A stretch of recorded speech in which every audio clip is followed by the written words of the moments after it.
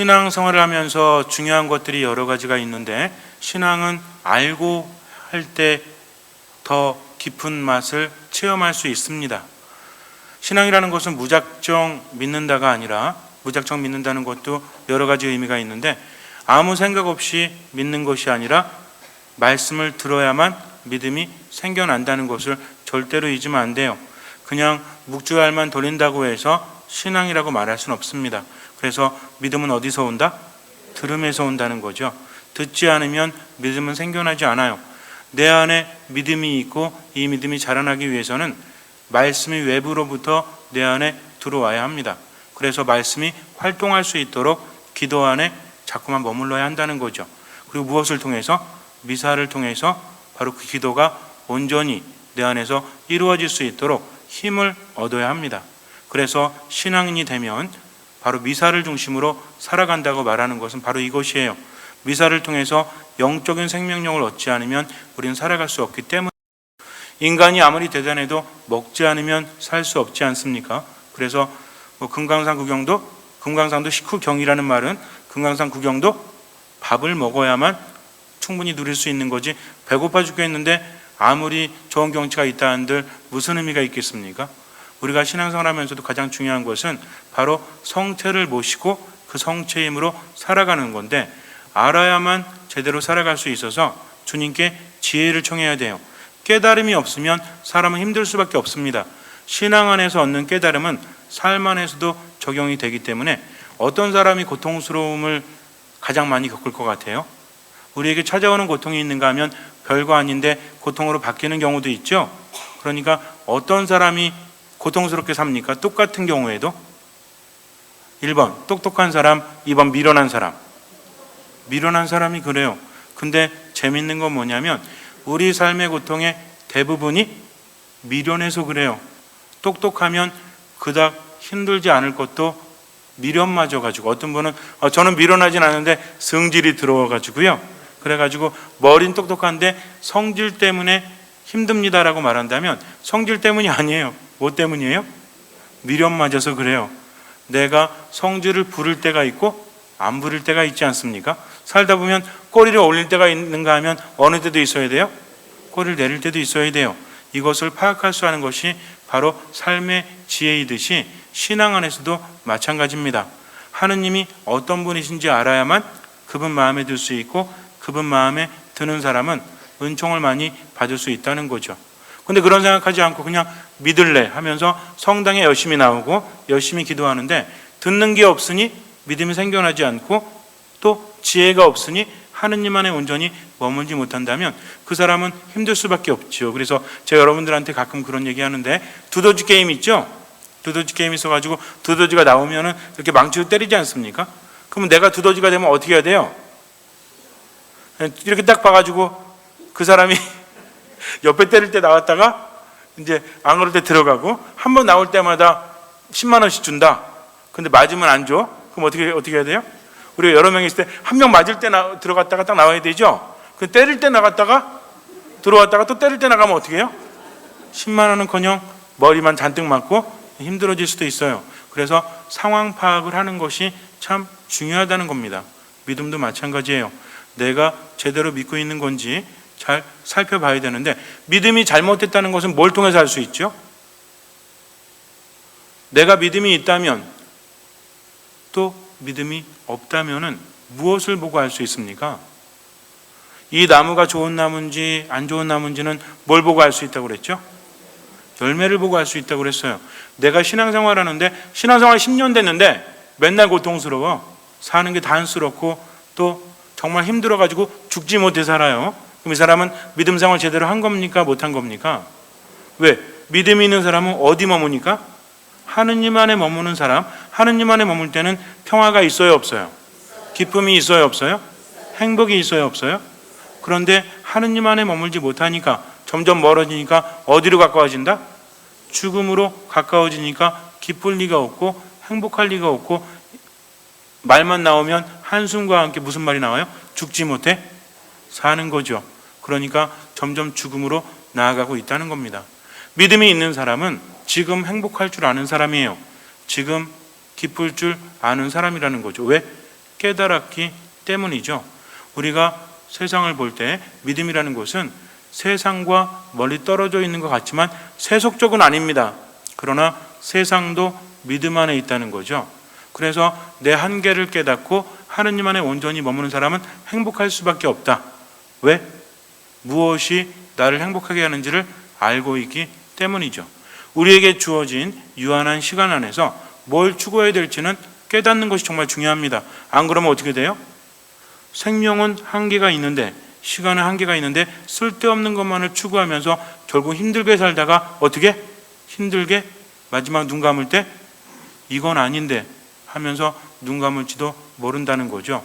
그러니까 흐르는 시간 안에서 최대한 후회하지 않도록 삶을 살아갈 수 있는 지혜를 하느님께 청해야 합니다. 번번이 지나고 나서 후회하면 돼요, 안 돼요? 근데 우리들 어때요? 가족 간에도 번번이 지나고 후회하는 경우 있어요, 없어요? 내 인생에는 있어요, 없어요? 왜 그래요? 미련 맞아서 그래요. 그래서 하느님께 참된 지혜를 청해야 되는데 어떤 사람이 지혜로울까요? 여러분들 생각에 어떤 사람이 지혜로울까요? 지혜로운 사람은 하느님과 함께하는 사람이죠.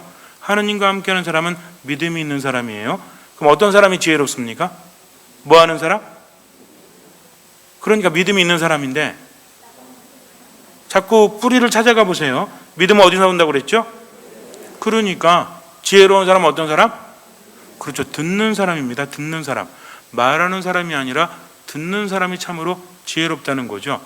듣는 사람은 겸손한 사람이에요? 아니면 교만한 사람이에요? 겸손한 사람이에요. 그러니까 자꾸만 들으려고 합니다. 내 안에서는 자꾸 말하고 싶은데 그런데도 자꾸만 뭐 하는 사람? 들을 줄 아는 사람이 참으로 지혜로운 사람이라는 거죠. 하느님의 말씀을 잘 듣는 사람은 다른 사람의 이야기도 잘 듣습니다. 왜냐하면 겸손하기 때문이죠. 근데 나만 말하고 싶지 그러다 보면 서로 부딪혀요, 안 부딪혀요? 부딪히게 된다는 겁니다. 그래서 세상을 살아가면서 가장 중요한 것은 지혜인데 이 지혜는 듣는 사람만이 얻을 수 있다. 근데 뭘 들어야 돼요? 드라마? 하느님의 말씀을 계속 듣다 보면 내 안에서 지혜가 생겨난다. 잊지 말으시고 살아가시기 바랍니다. 그렇게 되면 세상을 다른 눈으로 바라보게 돼요. 똑같은 세상을 살면서도 다른 눈으로 바라보기 때문에 똑같은 상황에서도 느끼는 게 다를 수밖에 없다는 거죠. 어떤 사람은 죽지 못해 산다라고 했을 때 뭐라 그래요? 사는 것에 감사하면서 최대한 누리면서 살아가는 사람이 될 수 있다는 것입니다. 외적인 조건이 아니라 참된 행복이 어디서 나오는지를 알기 때문에 그것만큼은 절대로 놓치지 않으니까. 그렇지 않으면요 점점 삶의 징후로 공허해져요. 삶이 우울해집니다. 만약에 지금의 내 삶이 우울하거나 공허하거나 기쁘지 않다면 뭔가 잘못된 거예요. 그래서 뭘 찾아야 돼요? 뭔가 잘못됐다는 것은 왜 그렇다고 그랬죠? 미련 맞아서 그렇다고 그랬죠. 그러니까 뭘 찾아야 돼요? 지혜를 찾아야 돼요. 그래서 고집을 부리거나 자꾸만 안 들으려고 하지 말고 하느님 말씀을 자꾸 듣다 보면 뭐가 생긴다?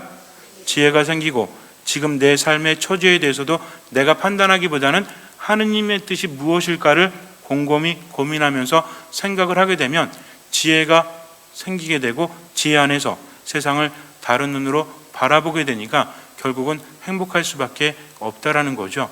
그런 사람에게는 고통이 아니라 새로움으로 바뀌게 됩니다. 걸림돌이 아니라 디딤돌로 바뀔 수 있다는 거죠. 인간이 살아가면서 고통은 있을 수밖에 없어요. 하느님을 믿는 사람에게 고통은 있습니까? 없습니까? 있죠. 믿지 않는 사람에게는 고통이 있어요? 없어요? 당연히 있습니다. 그러면 하느님을 믿거나 믿지 않거나 뭐는 있다? 그러나 뭐가 다르다? 고통의 가치와 고통의 의미가 다르다는 거죠. 똑같은 고통 앞에서도 제기랄 삶이 힘들어 죽겠네. 왜 인생이 이따위야 하면서 현실을 탓하는 사람은 믿음이 없는 사람이지만 믿음이 있는 사람은요 너무나 힘든다는 것을 인정하고 나서 이 힘든 상황에서 하느님께서 원하시는 게 뭘까 곰곰이 생각하고 묵상합니다. 그러니 가는 길이 같겠습니까? 다르겠습니까? 믿음이 없는 사람 뭐하죠? 불평하고 불만을 가지고 화를 내지만 믿음이 있는 사람은 무슨 의미가 있겠지. 누가 그랬죠? 정말 이해할 수 없는데 무슨 의미가 있겠지 하면서 마음속 깊이 간직한 분이 있죠. 누가 그랬어요? 이젠 대답할 수 있어야죠. 성모님이 그렇게 하셨습니다. 성모님은요, 도저히 이해할 수 없어도 그것에 대해서 판단하지 않고 마음속 깊이 간직하셨다는 거죠. 그러다 보니까 인간적으로 말도 안 되는 것이 때로는 이것이 나에게 화가 아니라 복이 된다는 것을 깨닫게 됩니다. 그런데 고통이라는 것이 희망으로 나아가기 위해서 반드시 필요한 게 있어요. 예전에 어떤 사람이 몸을 잘 타고 나서 육상선수가 되었다고 합니다. 근데 이 사람은 굉장히 빠른 몸을 가지고 있었대요. 그런데 문제가 뭐였냐면 자꾸 이렇게 하다가 병을 얻었는데 척추가 휘어버린 거예요. 휘어버리니까 달리기가 좋아요, 안 좋아요? 척추 춘망증 돼가지고 이렇게 휘면은 되게 힘들죠? 척추가 이렇게 휘니까 뭐가 문제가 생겨? 골반에도 문제가 생겨요. 그러니까 골반이 불안정합니다. 오른발을 내디딜 때보다 왼발을 내디딜 때가 10cm, 20cm가 더 나가요. 우리가 보통 보폭을 보면은 이렇게 일정하죠? 혹시 보폭이 왼쪽 내디딜 때 더 기신 분 계십니까?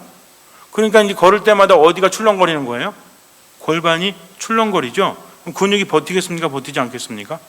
걷는 것도 힘든데 이 사람은 육상선수였다고 그랬죠? 더군다나 단거리 선수입니다. 그러니 얼마나 힘들겠어요. 육상선수가 출발할 때 얼마나 엄청난 무리가 가는지 아세요? 이렇게 잔뜩 버티고 있다가 총 땅 쏘면은 엄청나게 튀어나가죠? 그래가지고 세계적인 선수들은 몇 초예요? 10초 대, 9초 대 막 이러잖아요. 그러면은 그 순간에 온몸의 근육들 보셨습니까? 혹시 그 텔레비전에서 보면 슬로우 비디오로 보여줄 때 있죠? 그럼 얼굴부터 어떻게 돼요? 출렁출렁 하면서 몸을 보니까 근육이 출렁출렁 하면서 얼마나 무리가 갑니까? 그러니까 이 사람이 잘못 경기에 참가하게 돼가지고 3년 동안 재활치료만 받았대요. 왜 그래요? 척추가 휘니까 골반이 불안정해서. 그럼에도 포기하지 않습니다. 주변에서 야, 몸을 잘 타고 나면 뭐하냐, 그렇게 문제가 있는 몸인데 네가 생각해봐, 이거는 저주받은 몸이야. 왜냐하면 육체적으로는 굉장히 좋은데 뭐가 안 좋아요? 골반이 틀어져 있으니 단거리 선수에게는 최악의 몸이라는 거죠. 최상의 몸과 최악의 조건을 함께 타고났다면 여러분들은 어때요? 좋은 겁니까? 아니면 안 좋은 겁니까? 별로 안 좋은 거죠. 왜? 한 번 사고 나면 3년 동안 재활치료하면 육상 선수에게 이것은 선수로서의 생명이 왔다 갔다 하는 건데, 그러나 이 사람은 포기하지 않습니다. 그래서 다른 사람보다 2배, 3배 근력 운동을 해요. 그러니까 다른 사람보다 뭐가 더 받쳐줘야 되는 거예요?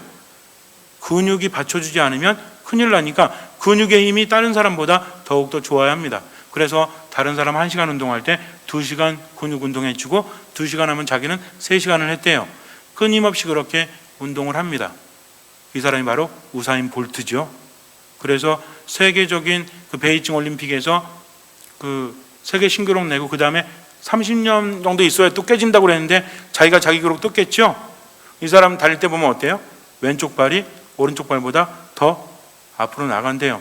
그래서 원래는 장애적인 요소인데 이 사람은 그 특징을 살려서 다른 사람보다 더 빠르게, 그러니까 보통 육상 선수들이 86걸음, 몇 걸음이더라? 예를 들어서 몇 걸음 안에 100m를 간다면 이 사람은 다른 육상 선수보다 5걸음인가 덜 가도 된대. 왜? 한쪽이 더 기니까 골반이 삐뚤어져가지고 긴 거예요. 근데 달릴 때 고통이 오겠습니까? 안 오겠습니까? 그러나 그 고통을 참고 이겨낼 수 있었기 때문이죠. 이 사람에게는 장애적인 요소가 그렇게 개발함으로 인해서 오히려 세계 신기록을 만드는데 도움이 되었다는 겁니다. 아주 간단하죠. 그러나 그렇게 만들기까지 얼마나 힘들었을까요? 다른 사람보다 적은 걸음으로 간다는 것은 그만큼 좋은 것이지만 그만큼 더 고통스럽고 또 버텨내기 위해서 운동을 많이 해야 한다는 것입니다. 어떻게 생각하십니까? 우리가 세상을 살면서 거저 주어진 건 없어요. 그러나 내가 최선을 다해서 절실한 마음으로 할 때 이루어지지 않는 것도 없다라는 것은 체험되어진다는 거죠. 물론 이것도 한계가 있죠. 예를 들어서 내가 열심히 노력해야지 하면서 말씀드렸죠. 아파트 위에 올라가가지고 슈퍼맨 그러면 어떻게 돼요? 이거는 훅 가요. 위로 갈지 아래로 갈지 모르겠지만 이런 게 아니라 정말 내게 필요한 것을 절실하게 청한다면, 그것이 나에게 이롭다면 하느님께서 주신다는 겁니다. 아니, 믿음이 있는데 왜 슈퍼맨 안 됩니까? 난 날르고 싶은데. 근데 이 날른다는 게 나에게 도움이 되는 겁니까? 안 되는 겁니까? 우리가 착각하지 말아야 될 것은 하고 싶은 것과 나에게 복이 되는 것은 다르다는 거죠. 여러분도 그렇지 않아요? 2살 먹은 애가 엄마 나 앞으로 이 칼을 쓰는 사람이 되고 싶은데, 그렇다면 2살 때부터 칼을 쓰는 게 낫지 않아요? 그러니까 저에게 좀 이 부엌칼 좀 주시고 가서 사시미 좀 사오세요. 그러면 사다 줘요? 그래. 네가 지금부터 2살 때부터 칼을 다루기 시작하면 한 30살 정도 되면 세계적인 셰프가 돼 있을 거예요 하면서 엄마가 칼 딱 마련해서 사이즈별로 이건 사시미다, 이거는 뭐다 이렇게 주겠습니까? 그런 엄마가 있어요? 아니죠. 아니다. 지금은 더 기다려야 된다고 하면서 아이가 클 때까지 칼을 주지 않죠. 왜 안 줘요? 근데 애는 달라고 막 울어대면서 왜 안 주냐고 해도 엄마는 주지 않습니다. 진짜 엄마라면. 하느님도 마찬가지예요. 내가 간절히 바란다고 해서 하늘을 날거나 아니면 말도 안 되는 것을 하느님께 청한다면 이건 절실하다고 말할 수 있는 것이 아니죠. 살아가는데 정말 필요한 것, 이것이 내게 있으면 내게도 도움이 되고 하느님께도 영광이 되고 다른 이들에게도 도움이 된다면 꾸준히 청하십시오. 반드시 이루어집니다. 그러나 그 절실함은 반드시 필요해요. 우리는 이렇게 생각하죠. 어차피 주실 거 좀 시켜주시면 안 되나? 그러나 모든 것 안에는 과정이라는 게 있습니다. 우리는 목적만을 바라보기 때문에 하느님께서 이것을 주시나 안 주시나 하는 거죠. 밥도 때가 돼야 익는 법이에요. 마찬가지입니다. 하느님께서 어려운 과정을 주시는 것은 그 과정을 통해서 내가 얻을 것이 많기 때문이죠. 그렇지 않아요? 여러분들은 인생이 행복하길 바라십니까? 아니면 인생이 불행하길 바라십니까? 인생의 90%가 행복하고 10%가 불행하고 인생의 40%가 불행하고 60%가 행복하다면 어떤 인생을 선택하시겠습니까? 잘 들어보세요. 인생의 90%가 행복하고 10%만 살짝 불행해. 이게 첫 번째 인생이고요. 두 번째 인생은 행복이 60%고 불행이 40%야. 그러면 어떤 인생을 선택하시겠습니까? 당연히 첫 번째 90%의 행복과 10%의 불행. 태어나자마자 열흘 만에 죽었어. 그런데 6일은 행복했고 4일은 불행, 9일은 행복했고 하루는 불행했어. 그러면 몇 %예요? 90% 행복하고 10% 불행한 거죠. 근데 6대4를 보니까 한 200년 사네. 근데 100년 넘게 행복했고 나머지 살짝 불행했어. 그다음 행복하지 않았어. 어떤 인생 원하세요? 200년. 어떤 분은 200년 어떻게, 어차피 못 살아요. 제가 말하고 싶은 건 그게 아닙니다 지금. 그러니까 내가 청하는 대로가 아니라 하느님께는 뜻이 있다라는 거죠. 이해할 수 없는 고통도 있습니다. 그러나 그런 것들은 하느님께 맡기는 거죠. 정말 중요한 것은 기도하면서, 예를 들어 내가 기도하면서 하느님 들어주세요 하면서 기도만 하면 돼요, 안 돼요? 기도하면서 최선을 다한다는 것을 삶으로 보여줘야 되지 않습니까? 어떤 사람이 병원에서 당신이 이러다 죽습니다. 그러니까 운동을 하십시오 하면서 진단을 받았대요. 2명이 똑같은 진단을. 그래가지고 한 명은 둘이 시작을 한 거예요. 이제 오늘부터 의사가 죽는다고 했으니까 하루에 무조건 내가 산을 5km 이상은 타야 되겠다 해가지고 둘이 탔습니다. 하루 이틀 탈 때는 괜찮았죠. 한 열흘 타니까 어때? 아파 죽겠거든. 그러니까 첫 번째 사람은 어떻게 생각했냐면, 이러다가 내가 심장이 터져 죽지, 이러다가 내가 근육 파열로 죽지, 나 이거 안 해, 나 못해 하면서 포기해버렸어요. 그런 두 번째 사람은 의사 말을 절대적으로 믿은 거죠. 내가 이렇게 안 하면 죽는다. 그러니까 비가 오나 눈이 오나 산에서 죽더라도 한번 가봐야 되겠다 하면서 1km도 힘들었어요. 2km, 3km, 4km 이렇게 갔다고 합니다. 그렇게 5년이 지났어요. 첫 번째 분은요, 병원에 누워 계십니다. 두 번째 분은요, 가이드 하신대요. 무슨 가이드? 등산 가이드. 그래가지고 산을 맨날 다니다 보니까 이제 어때요? 모든 것들이 새로워졌다는 거죠. 그래서 이분은 뭔가 힘들 때마다 살아있음을 느낀다고 합니다. 옛날에는요, 힘들면 퍼졌대. 힘들어 죽겠네. 근데 이제는 힘들어야만 뭘 느껴요? 내가 살아있구나. 이렇게 힘들어도 어떻게 하고 있으니까? 움직이고 있기 때문이죠. 내가 지금 누워있지 않고 움직일 수 있으니 이 또한 은총이요, 이 또한 감사하다고 생각하면서 계속했으니까 어때요? 처음에는 진짜 200m만 올라가고 죽는 줄 하늘이 노래가지고 누워가지고 한 2시간 있었대요.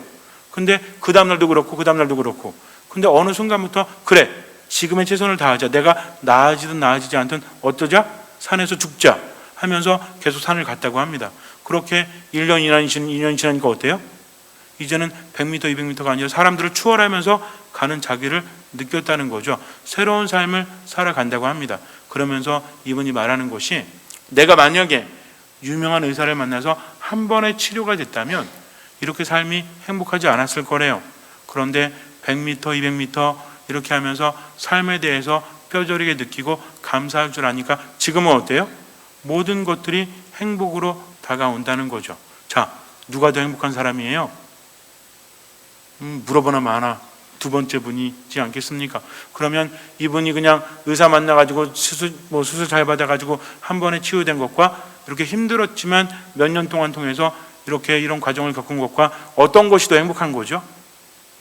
두 번째이지 않겠습니까? 근데 여러분들 그럴 만한 자신이 있어요? 내가 정말 하지 않으면 죽는다면 하루에 5km 이상씩 반드시 산을 탈 수 있는 그런 여지가 여러분에게 있으십니까? 이거는 대답을 안 한다는 건 무슨 얘기예요? 그냥 죽겠다는 얘기죠. 그러나 살기 위해서는 무조건 해야 되지 않습니까? 하느님의 말씀이라면, 그분을 믿었다면 최선을 다해야죠. 조금 해보고 전 보러 가거나 조금 해보고 여기 가거나 조금 해보고 인생 망했다고 술만 먹고 있다면 이 사람은 최선 다한 겁니까? 아닙니까? 최선 다한 거 아니에요. 한밤중에 친구 와가지고 자기 친구한테 가서, 손님 와가지고 친구한테 가서 이보게 빵 좀 구워주게. 근데 밤이 되니까 다 누워있죠? 근데 이서 결국에는 계속 청하니까 빵을 얻지 않았습니까? 왜 얻었어요? 우정 때문에? 왜 줬어 이거? 자야 되는데 계속 이러니까 어때? 나중에는 원하는 대로 다 주지 않습니까? 예수님께서 이 말씀 왜 하셨어요? 이 사람이 가서 친구한테 달릴 때 부담감이 있어요, 없어요? 부담감이 있죠. 여러분들 혹시 제가 밤 12시에 찾아가가지고 자매님 저 팥빙수 먹고 싶어요. 그랬더니 저희 집에는 팥빙수 재료가 없는데요. 우유도 없고 연유도 없고 가서 얻어오세요. 아파트 가고 띵동띵동 왜 그러세요? 여기 팥빙수 재료 좀 빌려주세요. 그럼 뭐라 그래요? 아니 이 인간이 미쳤나? 그래도 계속 하면 어떻게 되겠어요? 있으면 주저 욕 바가지를 먹더라도 이 정도의 마음이 있지 않으면 안 된다는 겁니다. 그런데 그렇게 했으니까 얻었죠. 결국 뭐예요? 내가 아는 거죠. 뭘 아는 겁니까? 이 사람이 우정이 아닐지라도 귀찮으면 주겠지 하는 아는 지혜가 있습니까? 없습니까? 그러니까 청한다는 거죠. 그런데 하느님은 어떠십니까? 우리를 너무나 사랑하시니까 청하기만 해도 주신다는 거죠. 그러나 그분이 더디 주신다면 이유가 있어요? 없어요?